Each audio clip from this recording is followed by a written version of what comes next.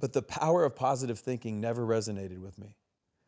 And when I was young and I was 18 years old and I dropped out of college and I was diagnosed with an initial diagnosis of cancer, and it turned out to be shingles and a number of other things, I did start to understand quickly that, well, I don't know if positive thinking works all the time and that the data is anecdotal. I do know that negative thinking does work, and it works negatively.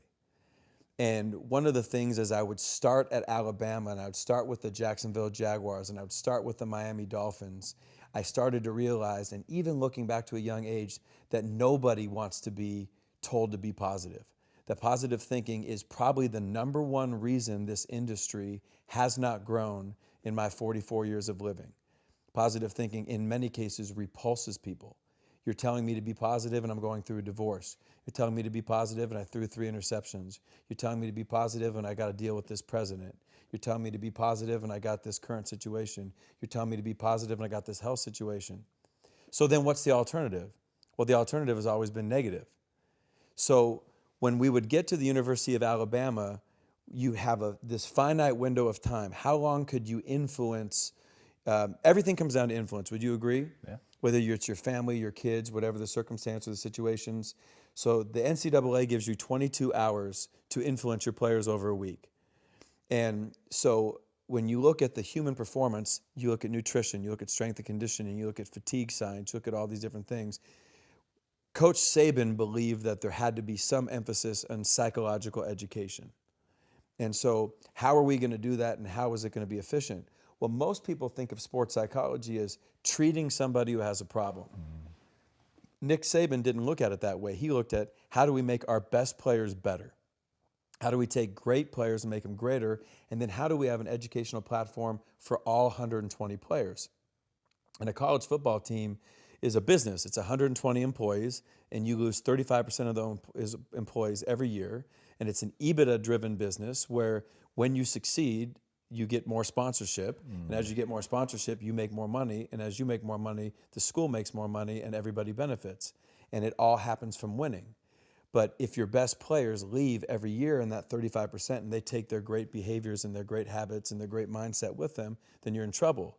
So you have to develop programmatics. You have to develop a system. I mean, you look at Quest and what you guys did, that ultimately when you were going to sell it or you're going to evolve, that there had to be, if we're going to create the ultimate metabolic type of food, or we're going to limit, like, the recipe has to be the same so you're not the only one that can cook it. So ultimately, psychologically, we had to come up with a plan for everybody. I think that learning how to meditate and regulate your breath is important, but to me, I think that's AP chemistry, and we need an 8th grade version where we just know, okay, that there's a table of elements, and we need the basics. And so that's what we did. When we started to study, what we learned was that negative thinking was the most powerful element that our players were combating. That negative thinking was weaponizing them against them. So how's negativity carried? Well, is it your internal thoughts? Well, if you're dealing with trying to change internal thoughts, then you got to go to affirmations, and you got to go to imagery, you got to go to visualization. Very difficult skills. Well, we started to look at the externalization. Well, if somebody says something out loud, it's 10 times more powerful than if they think it. And then as we started to study the data, particularly data that was just reinforced by Christine Porath from Georgetown and Harvard, that negativity is a multiple of 4 to 7 times more powerful than positivity. So think about that. If I say something out loud, it's 10x. If it's negative, it's 4 to 7 times more powerful. So when I say negative things out loud, it's 40 to 70 times more likely that that will happen or cause a result that won't be good for me than if I just didn't say anything. So as we were going into our 2nd year at Alabama, and we were going into our 1st year at Florida State, and we were ultimately going into our 2nd year at the University of Georgia, we made a bet. What if we could just get our players to not say stupid things out loud? What if we could just do that?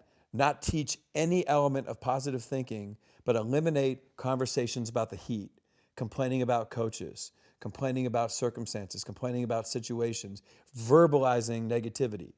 But we weren't going to lie to them and say, hey, be positive. We just taught them the data. And then what we did was some of the things that you noticed in the book, the stories in and around negativity are incredible. Tell us Bill Buckner was one that took my breath away. So Billy Buckner, who just passed away recently, was an incredible, an 8-time Gold Glove, a great baseball player for the Boston Red Sox. Well, he made a mistake in sports that would be one of the biggest sport bloopers in history. And in 1986, he let the game-winning run score on a ground ball through his legs that ultimately would give the Mets the World Series. Now, I was just watching an ESPN E60 Jeremy Schaap story, and I saw an interview that was done in 1990 that resurfaced in 1995, where Buckner was interviewed 12 days before the World Series, and he said, the dreams are to win the World Series, and the nightmare would be for me to let the game-winning run score on a ground ball through my legs. And then ultimately that's exactly what would happen. Now, by saying that out loud, what did he do? He didn't make it happen, but he increased the probability. And this is what I want people to understand. Your internal thoughts are all over the place. I want to push on that. Yeah. Do you think that he makes it more likely because it's going to subtly influence his behavior, or because you're talking to some magical deity that then says, well, you said it, and so I'm going to make it happen? I think that what he did is a subconscious plant. By verbalizing it and knowing that it's 10 times more powerful, he's planting it in his subconscious. He doesn't want it to happen, but it becomes something that's ultimately on his mind, and he gave it more power by verbalizing it. And then wasn't there somebody that said, oh, I worry that I'm going to retire and die at 40 of a heart attack? Right. So Pistol Pete Maravich, a basketball player, I'll give you 2 other examples, but he was interviewed at 26 years old, and he said, I don't want to play 10 years of pro basketball and die at the age of 40 of a heart attack. Well, he played 10 years of pro basketball and in Pasadena, California, died of a heart attack at 40. There's another great story that I saw from a magazine called Success Unlimited in 1973. A guy is hired to fix a refrigerated boxcar in back of a train. He goes into the train, he panics, gets himself locked inside the boxcar. So now he's pounding on the door, there's nothing to do. He starts to panic and thinks he's gonna freeze to death. He finds a pen, he starts writing down, Tom, what's going through his mind, and he writes down, I'm becoming colder. As people, one of the things we do to ourselves is observe and report. I'm not playing well, I'm having a bad day, we're having a bad quarter, my marriage isn't going well. We observe and report. Still colder now, he writes, nothing to do but wait. Half asleep, I can hardly write. Finally, he says, these might be my last words. And I'll show you the article. They open up the boxcar many hours later, and they find him, and he's dead. But the temperature inside the boxcar was 56 degrees. That's so crazy. The freezing apparatus was broken. There was plenty of air in the boxcar. There was no physical reason for his death. The best they could say is somehow he talked himself into dying. And as you know, the book covers the psychogenic death in and around the Korean War. When the Korean War, 1/3 of all American POWs died, and they said that one of the things that was done in the POW camps was the negativity. They manufactured articles about the United States being bombed. They withheld all positivity. They didn't give them any mail. Believe it or not, there are regulations for POW camps throughout the world.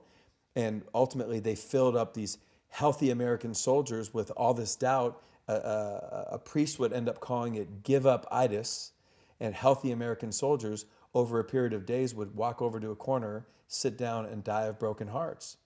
So negativity is the most powerful thing we're combating. Look at our politics today. A positive message versus a negative message, it's no chance. Have you ever read Man's Search for Meaning? I haven't read that. Tell me about you're that. going to love it. So, Man's Search for Meaning, Viktor Frankl's in a concentration camp. Yes. It's actually in multiple, if I remember right, he was in 5 different concentration camps. Yes. And ultimately, he says that you could tell within 72 hours when someone was going to die because they would give up. Yep. And he said once they gave up, then it was a 72-hour clock. They no longer knew why they were fighting, and they would just die. Right. And he was like, but the people that kept a mental image of what they were suffering for, like what it was they were going to do once they got out, for their family, for whatever, he said that they would push through. And it just, I mean, look, there's obviously 1,000,001 reasons to die in a concentration camp. Right. But the fact that even in the concentration camp, they could go, 72 hours, we can peg it because we've seen that person give up. Right. Like, that's just crazy to me. Well, and I just think when I think about being 7 years old in the Tacoma Golf and Country Club and walking off the golf course, and my dad, everybody called him Mr. Positive and this and that. But in fairness to my dad, when he was raised and he was teaching, the only thing was positive and negative. So if you weren't negative, you had to be positive. but that just never made sense to me. And if we could just learn how to not be negative, how to not externalize negative, then ultimately that would help them more than ever trying to be told to be positive. I love what you say, just shut your mouth. I thought that was, you've said it even more aggressively. More than that. aggressively. I think it's super fucking powerful. So Right. what do you mean by that? Why is that so critical? Well, if you follow the data and you say stupid shit out loud, ultimately you're predicting and perpetuating exactly what you don't want to have happen. And who's always in control of what Tom Billy you says? You're always in control of what you say. People say, yeah, but I can't. The thinking, everybody's fucked up in the thoughts. I've been with people the night before Super Bowl, the night before national championships, 8 different times where the doubt's there, but we're not externalizing it. And then I'll have people say, well, what, do you want me to lie? I'm not telling you to lie. I'm telling you that if you look at the information and you say, I don't want to be here today. I hate this job. God dang, or you look at Mohamed Sanu, they're up 28-3 in the Super Bowl playing against Tom Brady, and he looks at his friend and says, hey man, they still got Tom Brady on their side. There is no lead that's safe. Well, fuck, why are you saying that? You know, and you're almost predicting that that's what's going to happen. Now, ultimately, not saying stupid things out loud is you have to create an alternative. So I started thinking about a car. If a car's going backwards, it can't automatically go forward. So it has to shift into neutral, and then it stops. Then at that point, you can either go forward by changing your behavior, or you can go backwards by doing the same stupid shit you were just doing.